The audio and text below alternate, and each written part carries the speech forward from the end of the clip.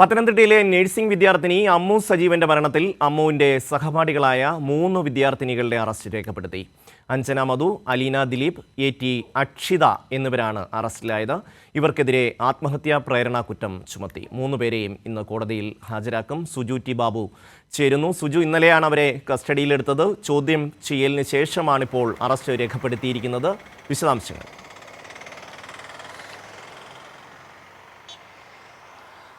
ഷമി സൂചിപ്പിച്ചോളൂ തന്നെ ഇന്നലെയാണ് ഈ 3 പെൺകുട്ടികളെയും പോലീസ് കസ്റ്റഡിയിലെടുത്തത്. മരണപ്പെട്ട അമ്മു സജീവിൻ്റെ സഹപാഠികളായ വിദ്യാർത്ഥിനികളാണ് ഇപ്പോൾ പോലീസ് അറസ്റ്റ് ചെയ്തിരിക്കുന്നത്. ഇവരെ പത്തനംതിട്ട ജനറൽ ആശുപത്രിയിൽ വൈദ്യപരിശോധന പൂർത്തിയാക്കി വീണ്ടും പോലീസ് സ്റ്റേഷനിലേക്ക് എത്തിച്ചിരിക്കുകയാണ്. 3 ഉച്ചയോടുകൂടി തന്നെ കോടതിയിൽ ഹാജരാക്കുമെന്നാണ് ഇപ്പോൾ നമുക്ക് മനസ്സിലാക്കാൻ സാധിക്കുന്നത്. അതായത് പത്തനപുരം സ്വദേശിയാണ് അലീന ദിലീപ്, ചങ്ങനാശ്ശേരി സ്വദേശി എ.ടി. അക്ഷിത, അതുപോലെ കോട്ടയം സ്വദേശി അഞ്ജന മധു എന്നിവരാണ് ഇപ്പോൾ അറസ്റ്റിലായിരിക്കുന്നത്. 3 വിദ്യാർത്ഥിനികളും അമ്മു സജീവിൻ്റെ ഉറ്റ സുഹൃത്തുക്കളായിരുന്നു. പിന്നീട് ഇവർ തമ്മിലുണ്ടായ വിഷയങ്ങളാണ് അമ്മുവിൻ്റെ മരണത്തിലേക്ക് കലാശിച്ചിരിക്കുന്നതാണ് പോലീസിൻ്റെ നിലവിലെ കണ്ടെത്തൽ.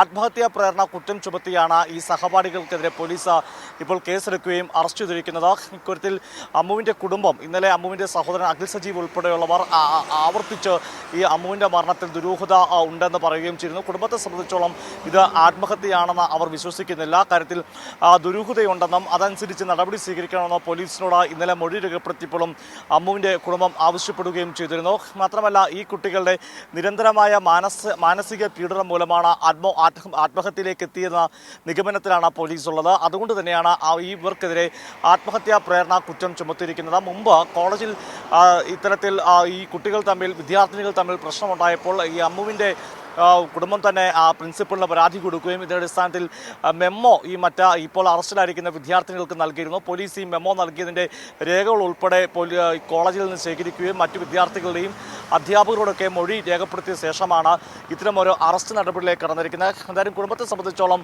ആത്മഹത്യാ പ്രേരണ കുറ്റമല്ല, അവർ ഇതിനകത്ത് ദുരൂഹത ആരോപിക്കുന്നുണ്ട്. ഒരു പക്ഷേ ഇക്കാര്യത്തിൽ ഉന്നതതല അന്വേഷണത്തിന് വേണ്ടി സർക്കാരിന് അല്ലെങ്കിൽ മുഖ്യമന്ത്രിക്ക് നേരിട്ട് പരാതി നൽകാനും സാധ്യതയുണ്ട് അമ്മു സജീവിൻ്റെ കുടുംബം. ഇപ്പോൾ പത്തനംതിട്ട ഡിവൈഎസ്പി നന്ദകുമാറിൻ്റെ നേതൃത്വത്തിലാണ് അന്വേഷണം പുരോഗമിക്കുന്നത്. ഇന്നലെ അമ്മുവിൻ്റെ സഹോദരൻ അഖിൽ സജീവ് മാധ്യമങ്ങളെ കണ്ടപ്പോൾ പോലീസിൻ്റെ അന്വേഷണത്തിൽ വളരെ തൃപ്തിയെന്ന് മാത്രമല്ല വലിയ തൃപ്തി രേഖപ്പെടുത്തുകയും ചെയ്തിട്ടുണ്ട്. ഷമി.